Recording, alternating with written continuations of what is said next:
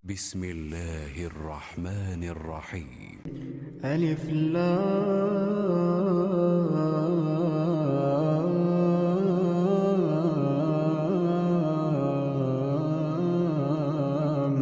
ميم. الله لا إله إلا هو الحي القيوم. نزل عليك الكتاب بالحق مصدقا لما بين يديه وأنزل التوراة والإنجيل من قبل هدى للناس وأنزل الفرقان. إن الذين كفروا بآيات الله لهم عذاب شديد والله عزيز ذو انتقام. إن الله لا يخفى عليه شيء في الأرض ولا في السماء. هو الذي يصوركم في الأرحام كيف يشاء. لا إله إلا هو العزيز الحكيم. هو الذي أنزل عليك الكتاب منه آيات محكمات هن أم الكتاب وأخر متشابهات. فأما الذين في قلوبهم زيغ فيتبعون ما تشابه منه ابتغاء الفتنة وابتغاء تأويله وما يعلم تأويله إلا الله.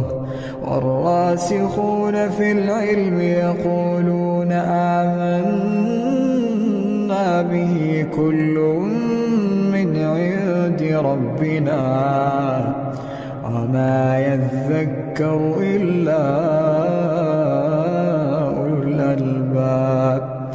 ربنا لا تزغ قلوبنا بعد إذ هديتنا وهب لنا من لدنك رحمة إنك أنت الوهاب. ربنا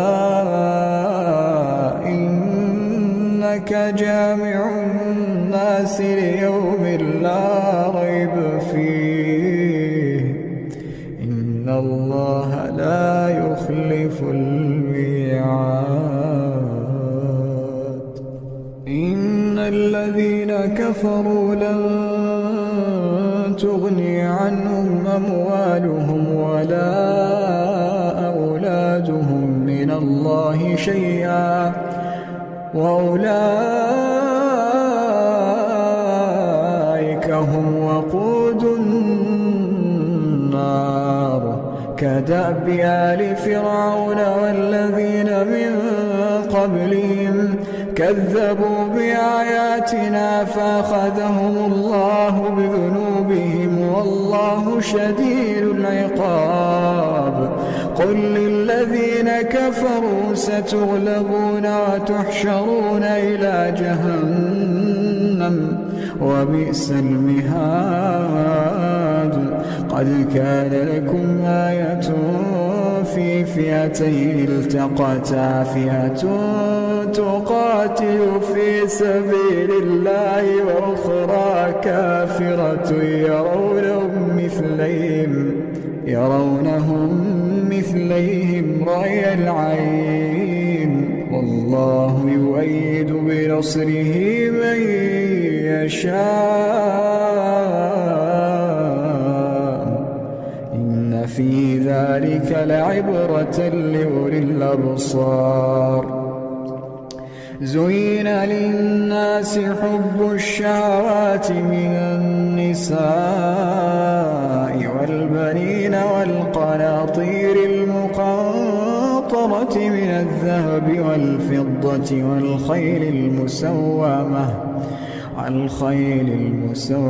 والأنعام والحرث، ذلك متاع الحياة الدنيا والله عنده